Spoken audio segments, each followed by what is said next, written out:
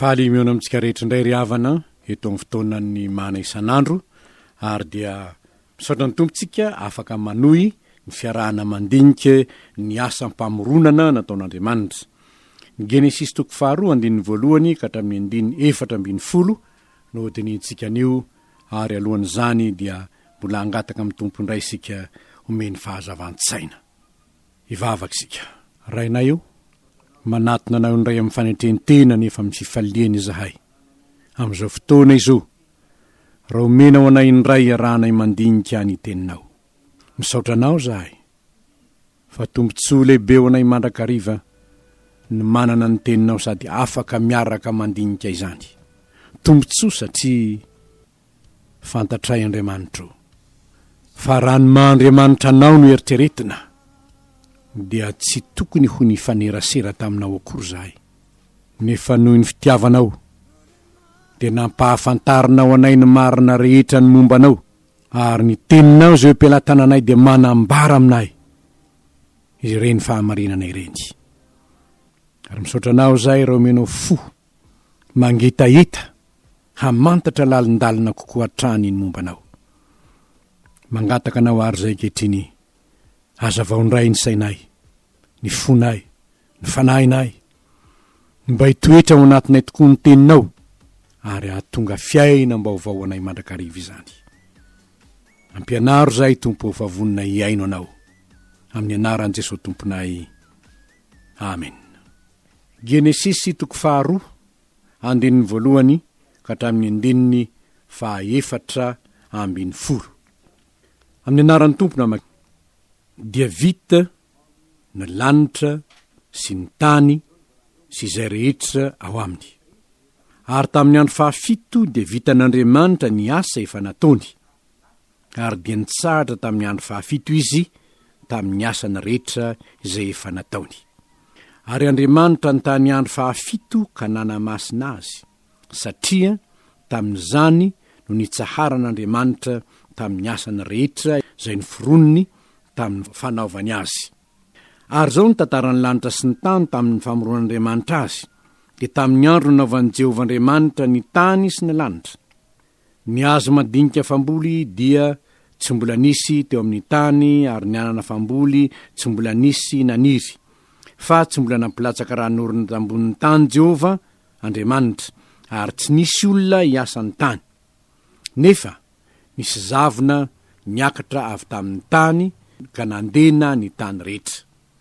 Ary vovotany no namoronan'i Jehovah Andriamanitra ny olona, ary no fon'ny fofinaina mahavelona ny vavorony, dia tonga olombelona izy. Ary Jehovah Andriamanitra nanao sata ho edena tany Atsinanana ka napetrany taora lehilahy izay noforoniny. Ary nampandiriana Jehovah Andriamanitra tao amin'ny tany ny azo rehetra izay mahateza sady tsara ho fihinana, ary ny azo naina teo fovoan'ny sa sy ny azo fahalalana ny tsara sy ny ratsy. Ary nisy ony nivoaka avy tao edena andenany sa, hatreo izy dia nizara ka nisampana 4. Ny anarany voalohany dia Pisona, io no mandeha manodidina ny tany avila rehetra izay misy ny volamena, ary tsara ny volamena amin'izany tany zany, any ny Bedola sy ny vato Berilla. Ary ny anaran'ny ony faharoa dia Gihona, io no mandeha manodidina ny tany Kosy rehetra. Ary ny anaran'ny ony fahatelo dia Idekela, io no mandeha tandrifin'ny Asiria. Ary ny ony faha-4 dia Eofrata. Ray masino, manamasinanay amin'ny fahamarinana, ny teninao ny fahamarinana. Amen.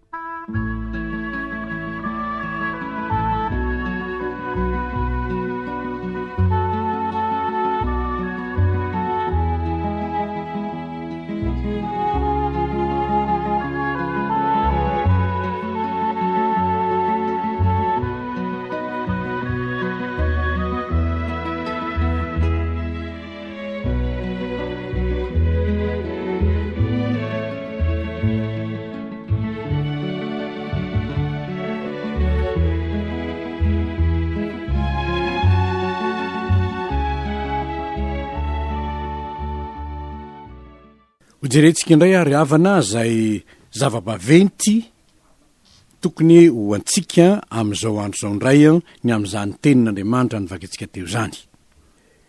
Ny andininy voalohany ka hatramin'ny andininy fahatelo aloha de manambara fa nitsahatra Andriamanitra tamin'ny andro fahafito.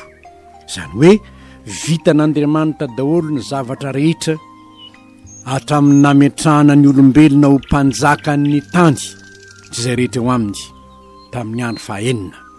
Ny andro fahafito dia nitsahatra Andriamanitra tamin'ny asany. Mbola misy tantarany mandrak'androany moa eo amin'ny fiarahamonina izany hoe andro fahafito izany, satria misy moa ny atao hoe révélation progressive ao amin'ny fandinihana ny tenin'Andriamanitra dia fantatra izay mandinika ny tenin'Andriamanitra zany atao hoe révélation progressive izany, zany hoe ny fanambaran'Andriamanitra miandalana ny sitrapony. Ka eto sika dia mahita ny andro fahafito dia hitantsika any amin'ny Exodosy toko faharoapolo mihitsy io. Vakitsika ny Exodosy toko faharoapolo hoe manambara ny amin'io andro fahafito io. Exodosy toko faharoapolo andininy fahavalo ka hatramin'ny andininy fahiraika ambin'ny folo. Hoy izy hoe mahatsiarova ny andro sabata hanamasina azy, enemana no iasanao sy hanaovanao ny raharahanao rehetra, fa sabata ny Jehovah'Andriamanitra ao ny andro fahafito. Ko aza manao raharaha akory ianao amin'izany, na ny zanakao lahy na ny zanakao vavy, na ny ankizy lahinao na ny ankizy vavinao, na ny biby fiomponao na ny vahininao izay tafiditra ao am-bavadinao, fa enemana nanaovan'i Jehovah ny lanitra sy ny tany sy ny ranomasina mba amin'izay rehetra ao aminy, dia nitsahatra izy tamin'ny andro fahafito. Izany no nitahian'i Jehovah ny andro sabata sy nanamasinany azy. Zany hoe ao anatin'ny didy folo tokoa ny hoe mahatsiarova ny andro sabata hanamasina azy. Tany amin'ny tendrombohitra Sinay zany tao anatin'ny didy folo. Dia mbola mitoy ihany ny fanambaran'Andriamanitra ny amin'izany ny fitsaharana izany. Ny Deutéronomie toko fahadimy indray anefa, ny Deutéronomie toko fahadimy ny andininy fahadimy ambin'ny folo dia izao ny voalaza ao: ary tsarovy fa andevy tany amin'ny tany Egipta ianao, ka tanana mahery hisandrina intsitra no nitondrany Jehovah'Andriamanitra ao anao nivoaka avy tany. Izany no nanididiany Jehovah'Andriamanitra ao anao hitandrina ny andro sabata.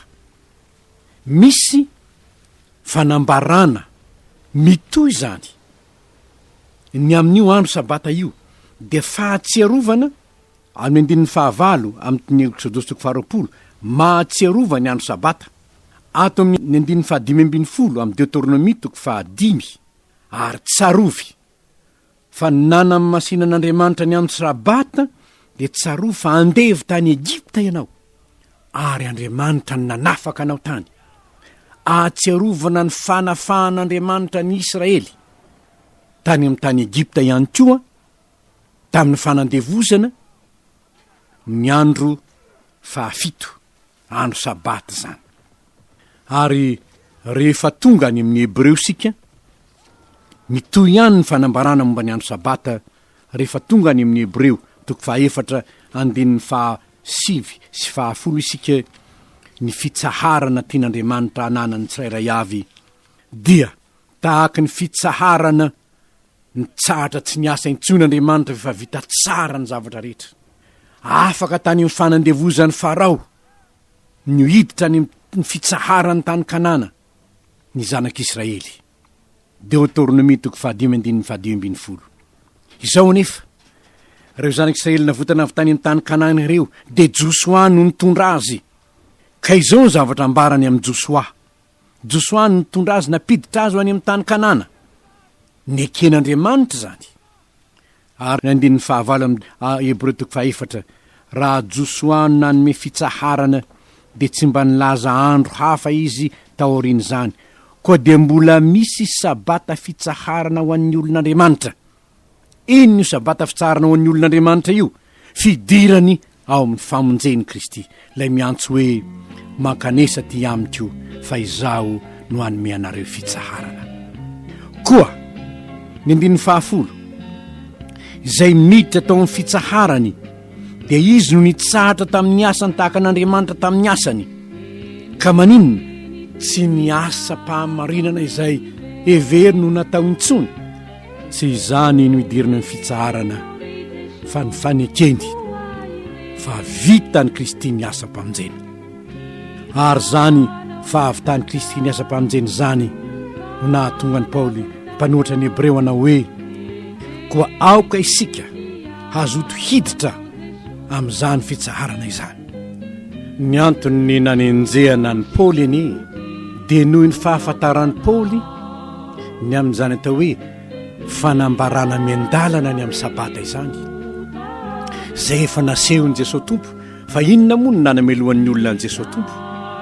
Tsy fanajany ny andro sabatany iny nanamelohana azy. Nanasitrana tamin'ny andro sabaty izy nioto saloim-bary tamin'ny andro sabata ny mpianany dia nihinana betsaka, ary ny jiosy dia te-hamerina ny olona ho amin'izany andro sabata izany. Ary Paoly apôstôly matoa izy nanoratra ho an'ny Kolosianina 2:7 hoe aliko ny zavatra ho avy daholo anie reny rehetra ireny, fa ny tenany dia Kristy, satria ny tena fitsaharana dia ao amin'ny Kristy. Ary zany nahatonga azy ilaza tamin'ny Galatiana hoe gaga raha mifindra faingana toy izao ianareo, hiala amin'izay efa niantso anareo ho amin'ny fahasoavana Kristy, ho amin'izay filazantsara hafa izay tsy filazantsara koa. Nahoana? Satria ny filazantsara izay tediavin'ny jiosy dia filazantsara fanajana sabata fotsiny, izay tsy misy fahafantarana ny révélation progressive, ny hoe ilay fitsaharana ao amin'ny Kristy anie no tena fitsaharan'ny andro sabata. Miditra ao amin'ny fitsaharana Kristy, izany n'olona miditra amin'ny fitsaharan'ny andro sabata. Fa ny fanajana ny andro sabata fotsiny amin'izao raha izany ny diavana tediavina ry havana, raha vao mandeha taxi ianao na mitondra automobile ianao na mandeha bus ianao, raha ny fanajana ny andro sabata anie jereny dia efa tsy fanajana andro sabata anie zany. Raha vao mandeha mihoatra 1 kilometatra sasany ianao dia efa tsy manaja andro sabata zany. Raha ny fanajana ny andro sabata arak'izay natediavin'ny jiosy ho tanterahina dia tsisy olona hahatanteraka izany eo manaja sabata zany. Fa ny fidirana amin'ny sabata n'Andriamanitra dia izao izy miditra amin'ny fitsarana amin'ny Kristy izao. Ka raha iseho natren'Andriamanitra aho tsy ny asam-pahamarinana izay ataoko no isehoko ao natren'Andriamanitra, fa ny asan'Andriamanitra tao amin'ny Kristy manome fitsaharana. Dia izy ilay niteny hoe makanesa ty amiko fa izaho no hanome anareo fitsaharana, famonjena.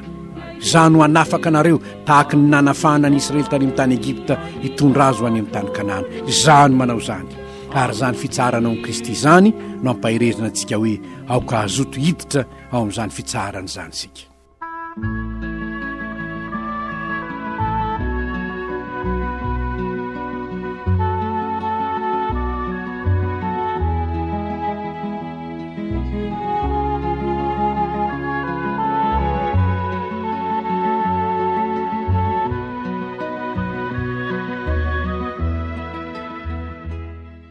Fa ny fahamarinana faharoa-ngeza be anankiray koa ry havana dia ny hoe vovotany nasiana fofinain'Andriamanitra nahatonga ny olombelona.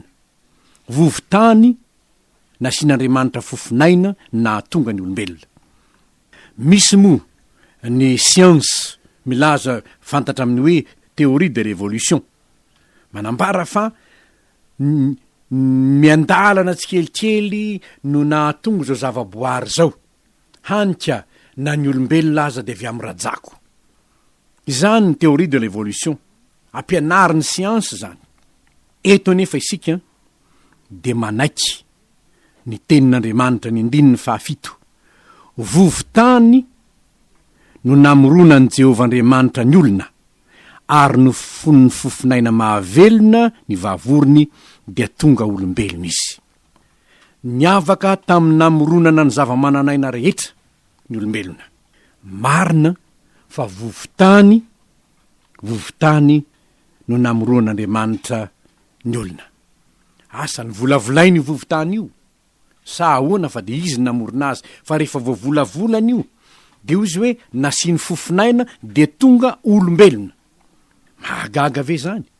Ny zavatra rehetra zany izay hitantsika teo aloha, biby sy ny azan-drano sy ny voromanidina tsy nisy ny men'andriamanitra fofinaina reny hoe fofinain'andriamanitra mihitsy ny tao aminy fa ny olombelona kosa satria endrik'andriamanitra izy dia fofinain'andriamanitra mihitsy no nahatonga azy olombelona. Io aina avy amin'andriamanitra io zany a nahatonga azy olombelona ary izany no mahatonga ny soratra masina de jerena ihany hoe aina sa fanahy satria Adama raha ohatra ka men'andriamanitra fofinaina ka tonga olombelona izy, lay fofinain'andriamanitra zay tonga tao amin'ny Adama dia tonga fanahiny ihany koa. Ary noho izany ao amin'ny soratra masina ao dia na hoe aina na fanahy dia mitovy ihany. Betsaka ny mampitovy ihany ny aina sy ny fanahy ary zany mahatonga ny mpitoroteny alaza hoe ny vovoka de iverina amin'ny tany ho tiny teo fa ny fanahy kosa lay fofinaina zay nomen'andriamanitra ny olombelona dia ho any amin'andriamanitra.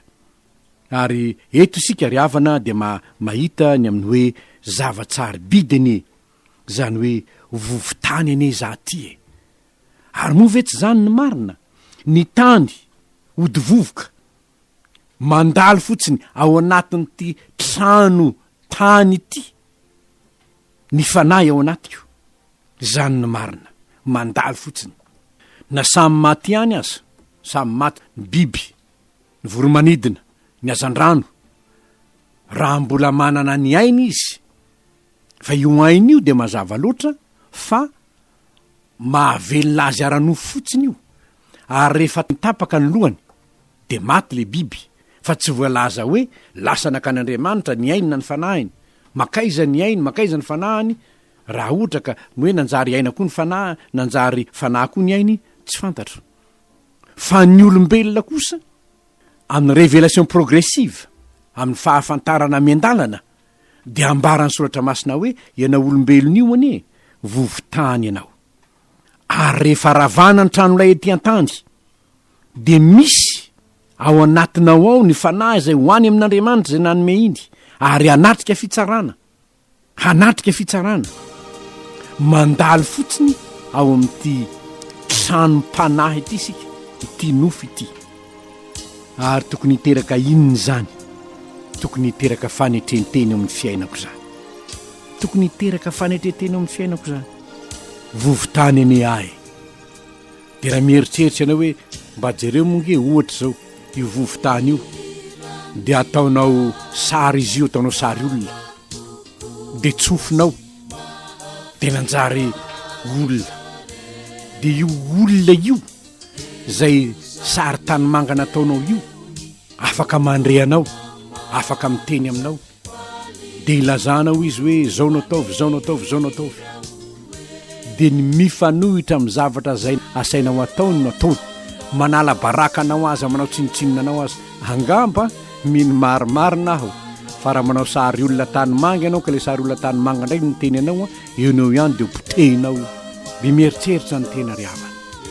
Amin'ny maha olombelona antsika firy amintsika ny manome voninahitra an'Andriamanitra amin'izay tokony hanomezantsika voninahitra azy na de amin'ny amin'ny mahampamorona antsika ihany aza. Firy amintsika ny manome voninahitra an'Andriamanitra. Na inona toerana misy anao na ambony aho na ambany, na manam-pahaizana isika na tsia, na izanaizana toerana misy atsika, tsarovy havako fa vovotany ene isika, vovotany isika. Saingy ny famondrampon'Andriamanitra ny mbola melany atsika ho velona eto amin'izao tontolo izao satria tsy sitrany ny hahafatesany ratsy fanahy fa ny alany amin'ny lalany ratsy ny mba ho velona izy. Vovotany isika mandeha amin'ny lalany ratsy, tsy tiany andeha amin'izany isika fa tiany iova teny ho tonga olom-baovao hoe ary izany nanomezany an'i Kristy Jesosy mba hanova antsika ho tonga olom-baovao ao aminy. Mandalo isika no eto.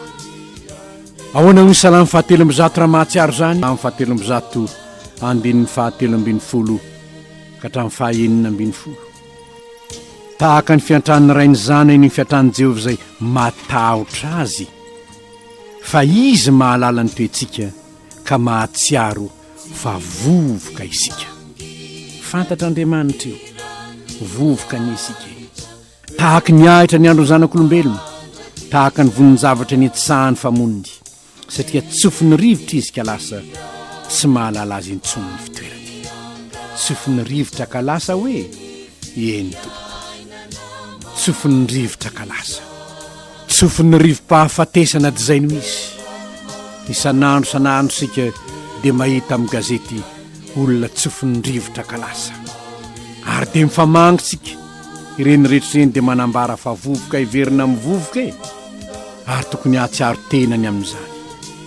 Ny Salamo 5:30 mahatsiaro tenany amin'izany dia hoy izy hoe Jehovah ampahafantaro ny farako aho izy, sy izay ohatra ny androko aoko ao fantatro fa olon-kandalo aho. Nahoana izy nanao zany? Satria vovoka ody amin'ny vovoka e.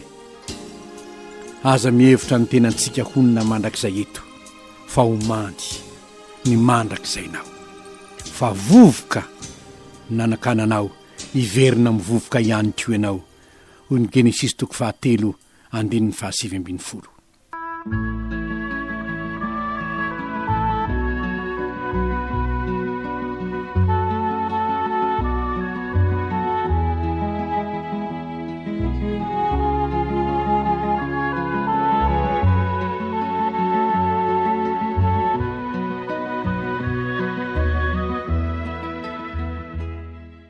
Fa ny fahamarinana anankiray farany dia izao hoe raha mijery ny toerana nametrahany Andriamanitra ny Adama sika, mbola tsy voalaza eto moa ny anarana fa hoe raha lehilahy, manomboka amin'ny andininy 9 hatramin'ny andininy 4:10 dia hiteo ny Saedena, ny ony izay nisy teo aminy, Pisona, Diona, Idekela, Eufrata.